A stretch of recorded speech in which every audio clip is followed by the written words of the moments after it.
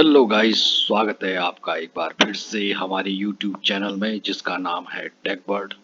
तो ये पांचवा पार्ट है पॉलिटिकल साइंस का। Political science questions answer series का पांचवा पार्ट है और इसमें हम 50 क्वेश्चन देखेंगे। ग्रुप सी और ग्रुप बी कॉम्पिटिटिव एग्जाम की तैयारी करने वालों के लिए ये वीडियो बहुत ही मददगार है। तो चलिए आइए चलते हैं। पहला है, अनुच्छेद 1 किससे संबंधित है? तो ये भारत का नाम और उसका जो राज्य क्षेत्र है उससे संबंधित है, भारत और उसके राज्य क्षेत्र से। दूसरा है, अनुच्छेद 3 में क्या प्रावधान है? तो इसमें नए राज्यों का निर्माण और सीमाओं में परिवर्तन का प्रावधान है अनुच्छेद 3 में। याद रखनी है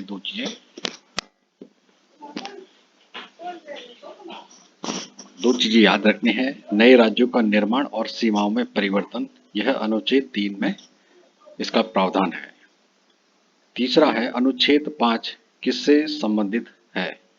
तो अनुच्छेद जो 5 है वो नागरिकता की परिभाषा देता है, नागरिकता की इसमें परिभाषा की बात की गई है अनुच्छेद 5 में। अनुच्छेद 11 की बात अगर हम करें तो अनुच्छेद 11 में क्या प्रावधान है? तो इसमें जो संसद को नागरिकता से संबंधित कानून बनाने की शक्ति दी गई है। तो इसमें जो नागरिकता से संबंधित कानून बनाने की जो संसद की शक्ति है उसका उल्लेख किया गया है अनुच्छेद 11 में। अनुच्छेद 14 किससे संबंधित है? तो अनुच्छेद जो 14 है, कानून के समक्ष समानता, इक्वलिटी बिफोर लॉ, इसका प्रावधान है अनुच्छेद 14 में। अनुच्छेद 15 में क्या निषेध है? मतलब किसको निषेध किया गया अनुच्छेद 15 में? तो ये है धर्म जाति लिंग जन्म स्थान के आधार पर जो भेदभाव है उसको निषेध किया गया है। सातवां प्रश्न, अनुच्छेद 17 किससे संबंधित है? अनुच्छेद जो 17 है वो अस्पृश्यता का उन्मूलन का प्रावधान इसमें किया गया है। आठवां, अनुच्छेद 19 में कितनी स्वतंत्रताएं दी गई है? तो अनुच्छेद 19 में जो है हमें 6 प्रकार की स्वतंत्रताएं दी गई है। अनुच्छेद 21 किस प्रकार से संबंधित है? अनुच्छेद किस अधिकार से संबंधित है? तो अनुच्छेद जो 21 है वह जीवन और व्यक्तिगत स्वतंत्रता का अधिकार है, जीवन और व्यक्तिगत स्वतंत्रता का। तो जो अनुच्छेद 21 है वो जीवन और व्यक्तिगत स्वतंत्रता के अधिकार से संबंधित है। अनुच्छेद 21A का क्या प्रावधान है? तो 21A जो है 6 से 14 वर्ष के बच्चों के लिए मुफ्त और अनिवार्य शिक्षा का इसमें प्रावधान किया गया। मुफ्त और अनिवार्य शिक्षा, इसका प्रावधान 21A में किया गया है। तो इसलिए आपको अनुच्छेद बहुत ही अच्छे प्रकार से तैयार करने हैं, क्योंकि जो प्रतियोगी परीक्षाएं होती है उसमें पॉलिटिकल साइंस के अनुच्छेद से संबंधित काफ़ी प्रश्न पूछे जाते हैं और पॉलिटिकल साइंस के मैक्सिमम क्वेश्चन पूछे जाते हैं, इसीलिए इस टॉपिक पर हमने ज़्यादा जोर दिया है। चलिए चलते हैं 11वें प्रश्न पर। अनुच्छेद 22 किससे संबंधित है? तो अनुच्छेद जो 22 है वो गिरफ्तारी और निरोध के खिलाफ जो सुरक्षा है उससे संबंधित है। यानी कि इसमें क्या होता है कि सपोज कोई व्यक्ति को की गिरफ्तारी हो जाती है या उसको कहीं पर नज़रबंद कर दिया जाता है तो उसके खिलाफ भी वो अपील कर सकता है, उसके खिलाफ भी वो कानून का रास्ता अख्तियार कर सकता है। तो अनुच्छेद 22 में इसका उल्लेख किया गया है। अनुच्छेद 23 में क्या निषेध है? तो अनुच्छेद 23 में मानव तस्करी और बलात्कार श्रम का उल्लेख किया गया है। अनुच्छेद 23 में मानव तस्करी और बलात्कार श्रम।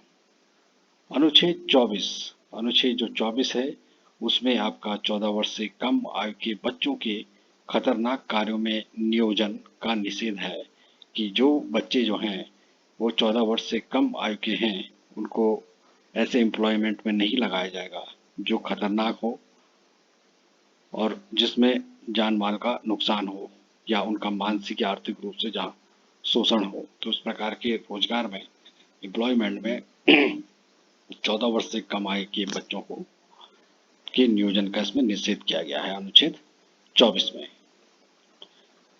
अनुच्छेद 25 में क्या प्रावधान है? तो अनुच्छेद 25 में धर्म की स्वतंत्रता, फ्रीडम ऑफ रिलीजन का प्रावधान है।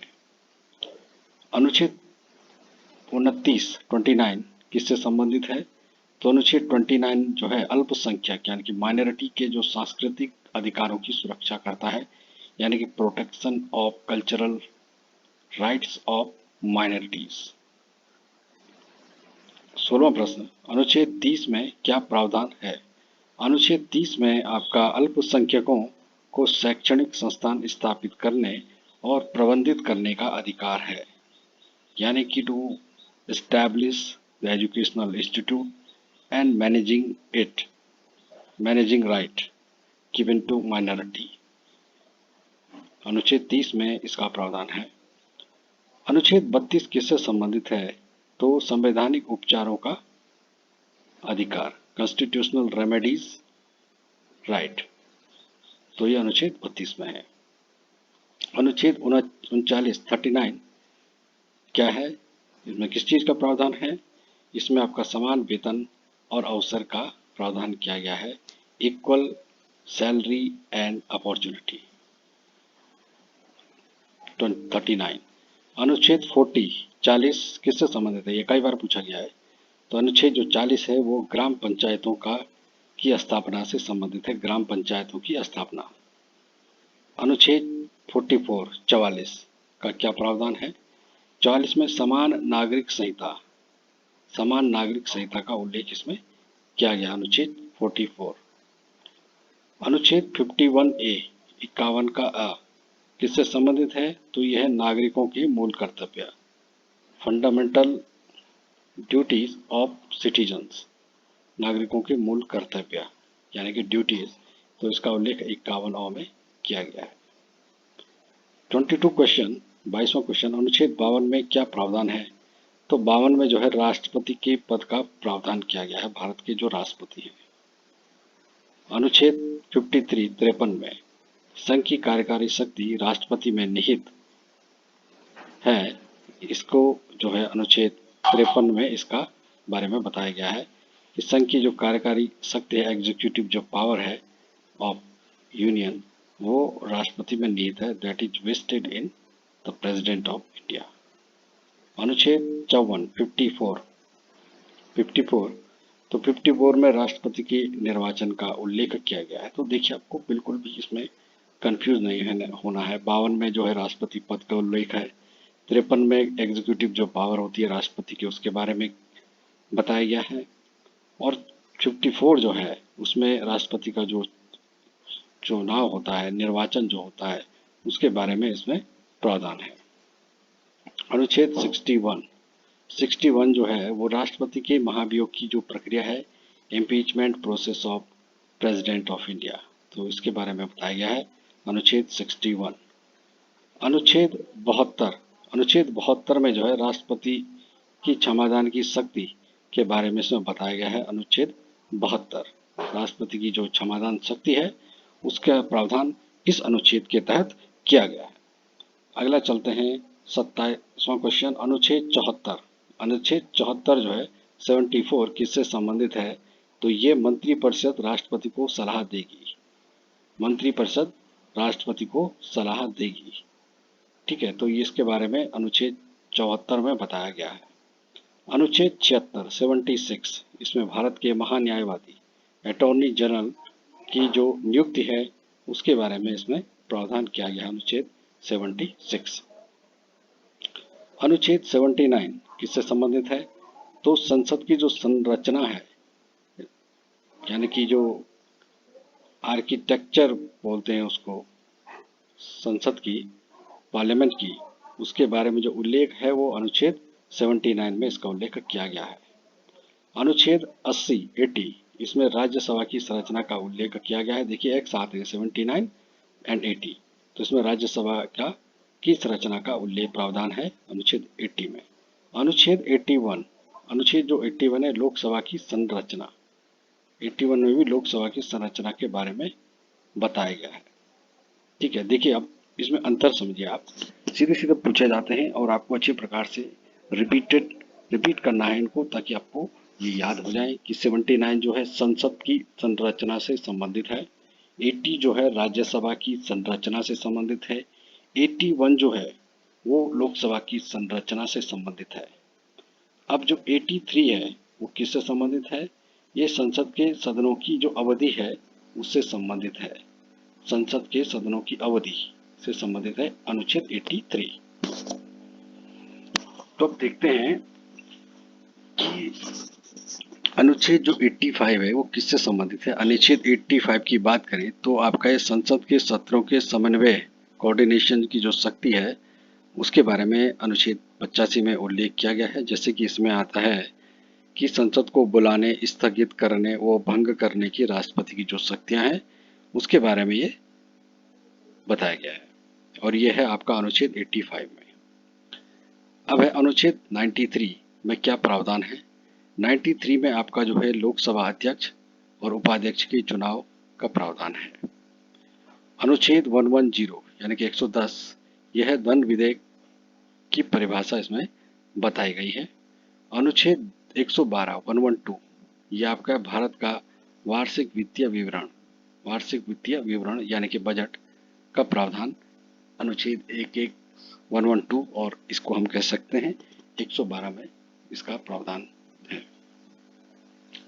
अनुच्छेद 123 123 संबंधित है राष्ट्रपति को की अध्यादेश जारी करने की शक्ति। राष्ट्रपति की जो अध्यादेश जारी करने की जो शक्ति है उसको अनुच्छेद 123 में बताया गया है।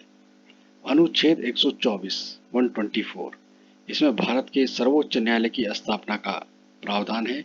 यह प्रश्न भी कई बार पूछा गया है। अनुच्छेद 124 सर्वोच्च न्यायालय की स्थापना का प्रावधान। अनुच्छेद 136 अनुच्छेद 136 सर्वोच्च न्यायालय की विशेष अपील याचिका शक्ति।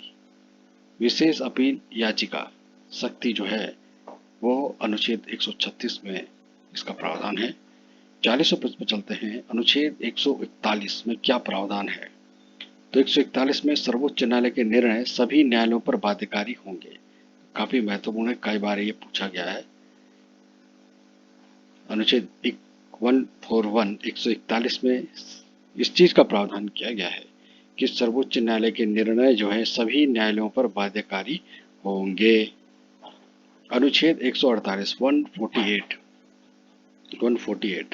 148 में कैग का वर्णन किया गया है यानी कि भारत के जो नियंत्रक एवं महालेखा परीक्षक है उसका इसमें प्रावधान किया गया है। अनुच्छेद 153 इसमें प्रत्येक राज्य के लिए राज्यपाल होगा। इस बात का इसमें उल्लेख किया गया है, प्रत्येक राज्य के लिए राज्यपाल होगा। अनुच्छेद 153।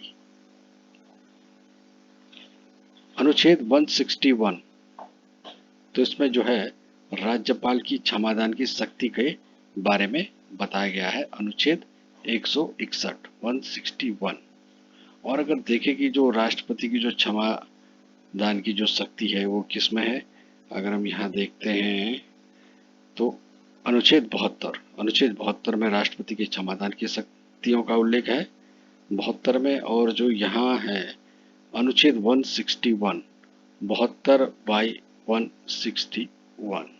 72 में राष्ट्रपति की क्षमादान की शक्तियों का उल्लेख है। और जो 161 है उसमें राज्यपाल की क्षमादान शक्ति के का प्रावधान किया गया है।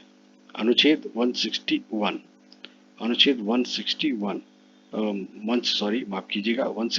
में क्या प्रावधान है, तो उसमें राज्य के महाधिवक्ता की नियुक्ति का प्रावधान किया गया है 161 में। अनुच्छेद 168 व 168 इसमें राज्य विधायिका की संरचना का से संबंधित है।